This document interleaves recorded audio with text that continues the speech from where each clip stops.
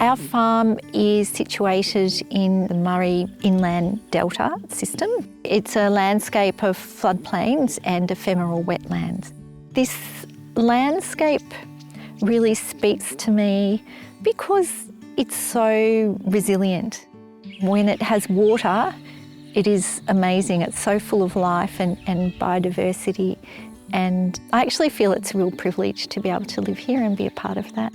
What happens to the landscape happens to us as a community. You can't separate the two. So our landscape was impacted incredibly by the millennium drought, and then we had the changes to the water market, and now we've had tacked on top of that these ongoing impacts of climate change.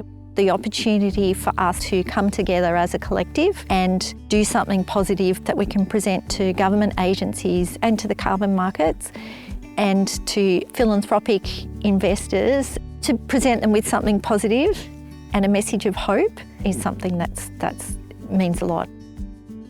Part of my role is to really have a look at opportunities where farmers collectively and individually can look at opportunities for maximising their natural capital assets, but also enter into environmental markets. There is an opportunity here for farmers in environmental markets in carbon and biodiversity because it is a massively important carbon sink here. It was one of the largest concentrations of individual Ramsar protected wetlands, and we have an amazing biodiversity on farm and in some of the protected areas and riverine forests around here.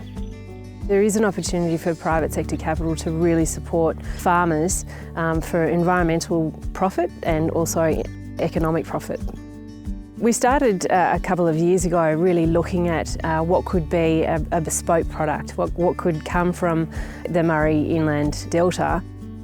We looked at a hydrated biolink, something that would use landscape rehydration techniques and would have wetlands at the heart of it. There's a lot of environmental value in all of that, establishing those links to existing refugia across productive land. But the beauty of it is that it's designed by farmers and ecologists and traditional owners and natural resource management experts in seeing how we could do many things at once and have multiple benefits.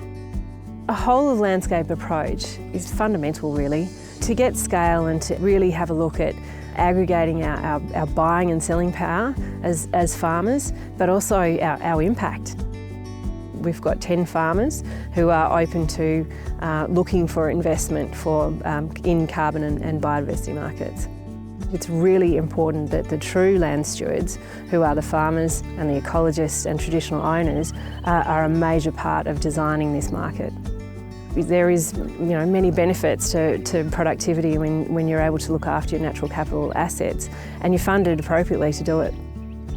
I think that this type of project can really stimulate a restoration economy here. To be honest, it's probably one of a kind, or definitely in our area, but maybe in Australia, of just the way they're using their amazing grassroots knowledge and connection and local experience to drive natural capital and environmental markets.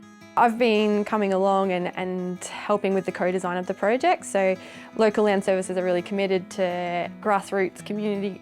We really want to see these groups continue to thrive. We need to be looking after our community, we need to be looking after our environment, we need to be looking after our farms. So it's understanding the value of this environment and getting farmers rewarded for the work that they're doing to look after it. Or what I see is, people taking charge, people not sitting on the sidelines waiting to be told what to do, but taking action.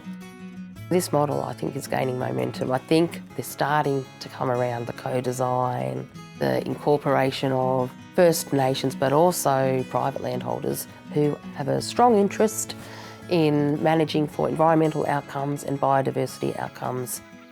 These are private landholders with very important pockets of biodiversity, and so to support that is supporting biodiversity across the landscape. To take responsibility and action for yourself is very empowering, and to have people such as the Western Murray Land Improvement Group and Murray-Darling Wetlands Working Group and the Mulloon Institute and all these amazing people help you and guide you, I mean, that to me is just job done. And if they can achieve what they're seeking, it'll be fantastic. Western Murray Land Improvement Group has been, from the ground floor, really interested in the success of the Regen Farmers Mutual. It was co-designed by 70 farmers and land carers, and it was for farmers by farmers, and it's important that there is an environmental brokerage and also a communicator, an advocate for farmers maximising their buying and selling power in environmental markets. The Landscape Impact Program has really opened up an opportunity for the Regen Farmers Mutual and farming systems group like the Western Murray Land Improvement Group and other supporters like LLS and the Malone Institute to really be able to get together with farmers who are curious about what the opportunities are and really want to understand how they can access this in a way that is complementary to growing food and fibre, our main job, but is also really looking at a sustainable way of maximising our natural capital assets. I think the Murray Inland Delta could be an amazing project, not just within its location, but within Australia. What this did was provide optimism, hope and practical strategies for actually taking a bit more control into their own hands and being able to then face these environmental markets. Now they have clarity about what it is they can do individually and collectively, and that's just so much more empowering. When we come together and then we move as one, we have greater connection and coordination and efficiency and an impact that makes a material difference. We also have an economic scale, and we have the ability of taking a stronger seat at the negotiating table. This project is a great example of taking a landscape rehydration project to another level, just not repairing and restoring the environment, but taking that step further to access natural capital markets and see landholders actually be rewarded for this work. It's driving the future. It's showing how communities can access natural capital markets into the future.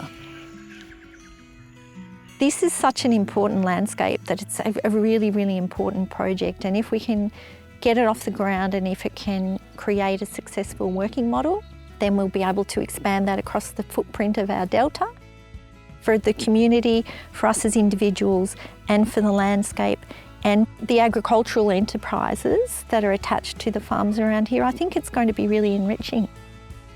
We see three things coming together.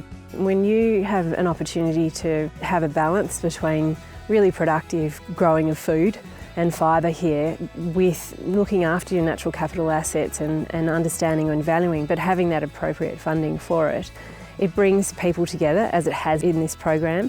But there is something really good for the soul when you see water in your wetland and your wheat crop growing and livestock around you. It's hope. This is about hope.